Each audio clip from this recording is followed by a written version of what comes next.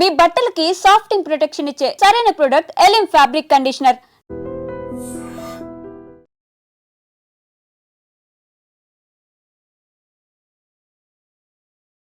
Welcome to iDream. Gujarat Ahmedabad international ఎయిర్పోర్ట్లో air India flight కుప్పకూలిపోయింది. Take off అయిన కొద్ది నిమిషాలని ఆ ఫ్లైట్ కుప్పకూలిపోవడంతో దాదాపు వందలాది మంది ప్రాణాలు కోల్పోయారు.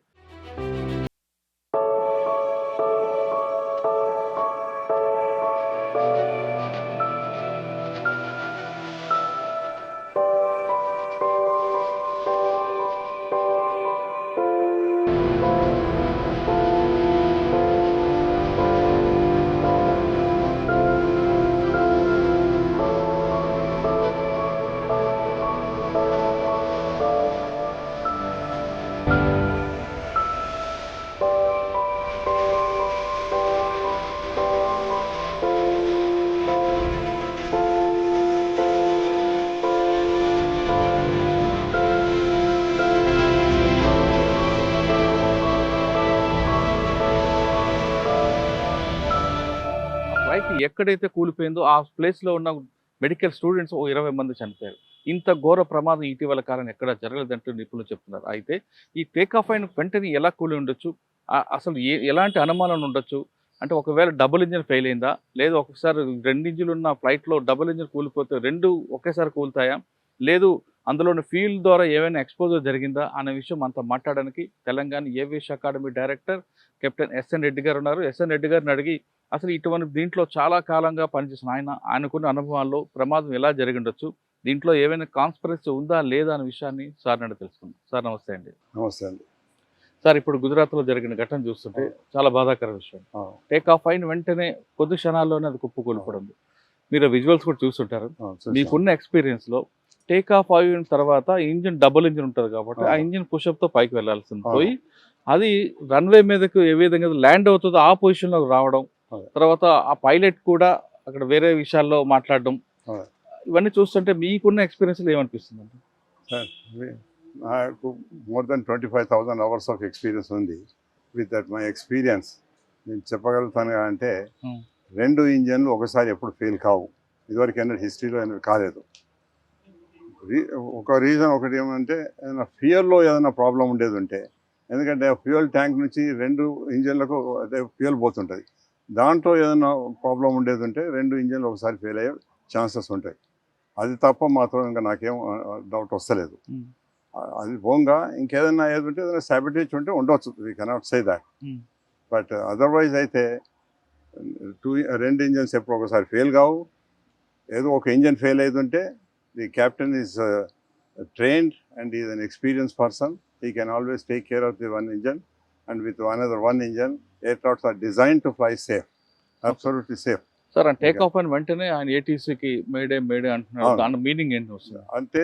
మేడే మేడే అంటే ఏంటి అంటే, I'm in very serious emergency and అన్నది ఇన్ఫార్మ్ చేస్తాడు ఏటీసీకి.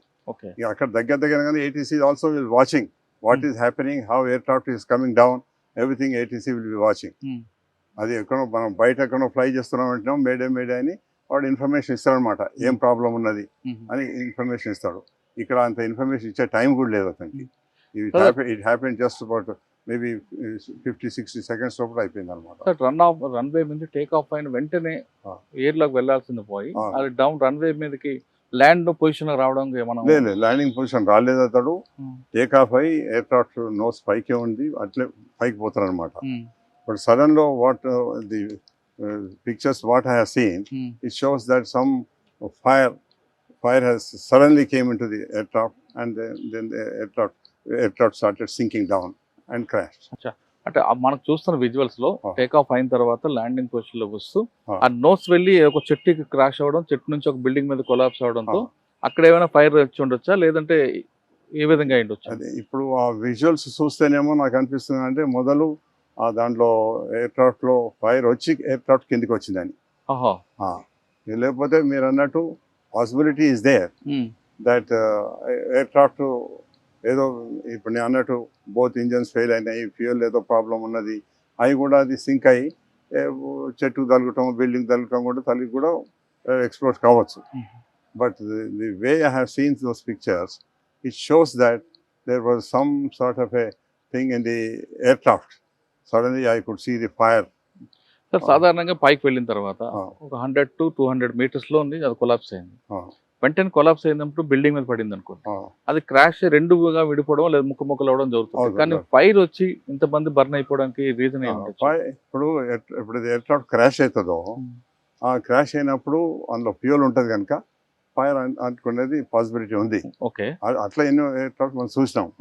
కానీ ఇక్కడ ఏంటంటే 2 ఇంజన్స్ ఒకేసారి ఫెయిల్ అవటము అయితే అది ఎప్పుడు నేను చూడలేదు, ఇదివరకు ఎప్పుడు కాలేదు కూడా. సార్ మీకున్న ఎక్స్పీరియన్స్ లో Hmm. ఇంత పెద్ద ప్రమాదం ఎక్కడైనా చూసారా ఎప్పుడైనా? కొన్ని యాక్సిడెంట్స్ అయినాయి, పెద్ద మేజర్ యాక్సిడెంట్స్ అంటే మీకు బాగా అయినాయి, గుర్తుండే ఒకటి చెప్పండి. మేజర్ యాక్సిడెంట్స్ అయినాయి. Hmm. కానీ I cannot recall and tell you Uh-huh. Immediately. ఇక్కడ హైదరాబాద్లో అయింది ఒకసారి. Hmm. ఒక Boeing 737 was taking off. Hmm. Just as he took off Hmm. Then he crash landed. Hmm. మన ఫెన్సింగ్ దాటంగానే అయిందన్నమాట. Hmm. Boeing 737 aircraft. Hmm. It also caught fire, but all passengers could evacuate, and only one passenger who came out and again gone inside to bring his pouch. Hmm. So he was caught అయ్యో. and he got burn injuries and all that. Sir ఒక flight take off అయ్యే ముందు Hmm. అందులో international flight But Begumpet aircraft matter, it was proved that there was some mechanical and flaps తీసుకోలేదు, pilot has not taken flap అని అది ఉండే అనమాట. That was some reason, technical mechanical reason was there అచ్చా. for the cause of that accident. Okay. కానీ ఇది అట్లా కాదు. ఇది Ah. ఇదేమో ఇప్పుడు- మనకు ఏం చూస్తున్నాం అంటే 2 ఇంజన్లు మంచిగా పనిచేస్తున్నాయి, ఆయన మంచిగా కంఫర్టబుల్ టేక్ ఆఫ్ అయిన తర్వాత సడన్ గా what in the visuals we could see is the fire.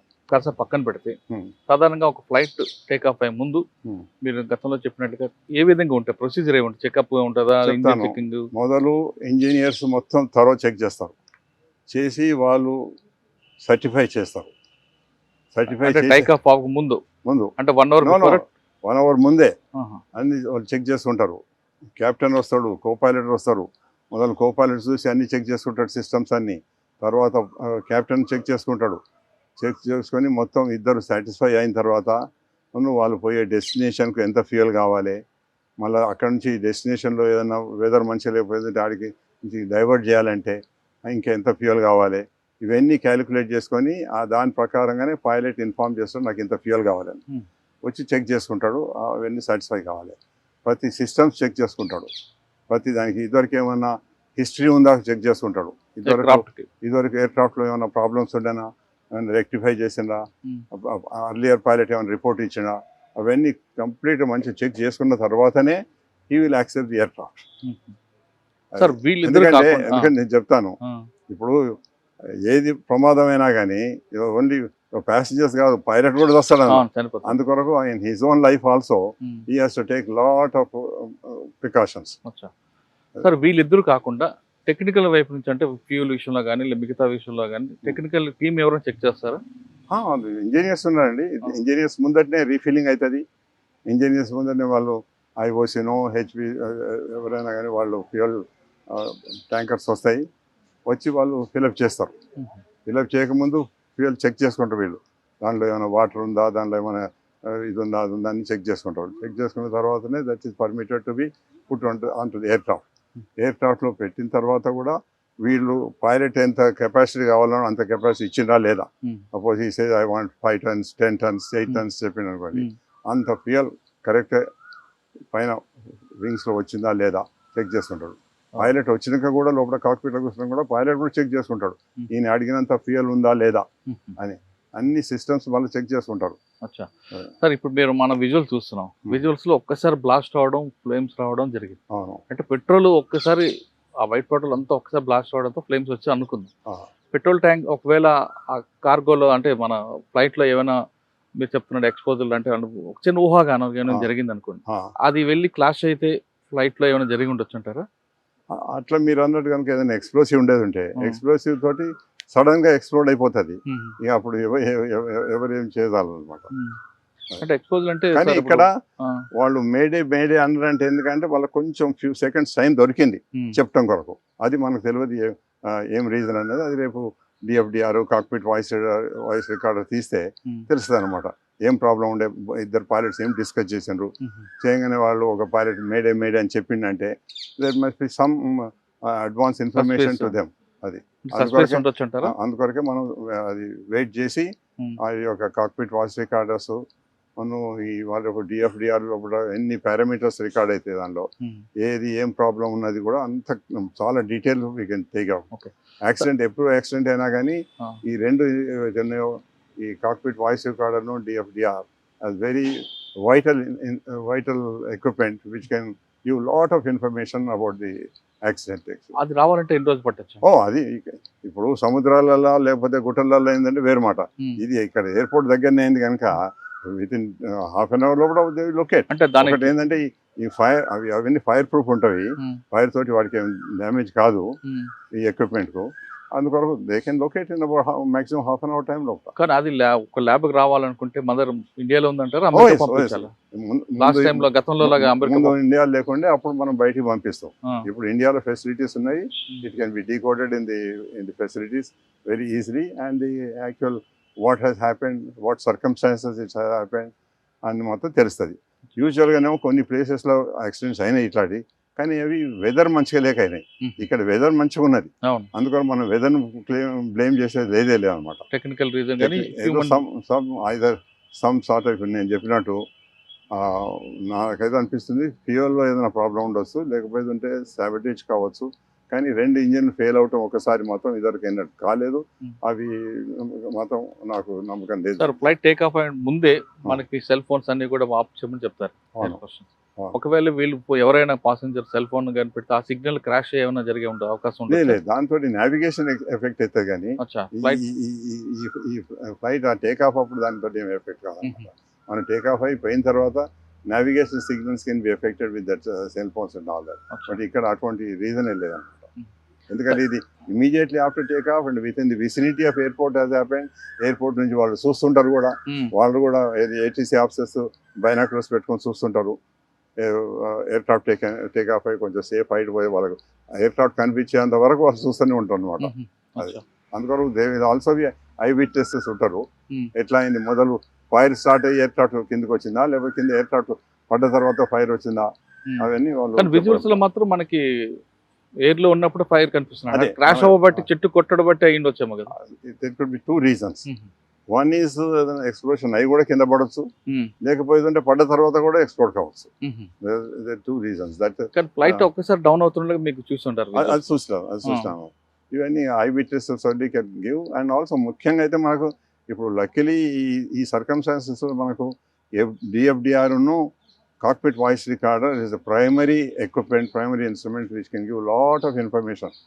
And అది చూసిన తర్వాతనే ఎవరే కానీ కరెక్ట్ చెప్పగలుగుతారు. ఇప్పుడు ఏమైనా మనం ఊహ చెప్పగలుగుతాం, కానీ మనం కరెక్ట్ రీజన్ చెప్పగలం. అండ్ ఈ పర్టికులర్ దానిలో కూడా మాత్రం ఆ రెండు ఎక్విప్మెంట్స్ ఈజీగా దొరుకుతాయి. And maybe by tomorrow they can decode it and will be coming with the truth of the action.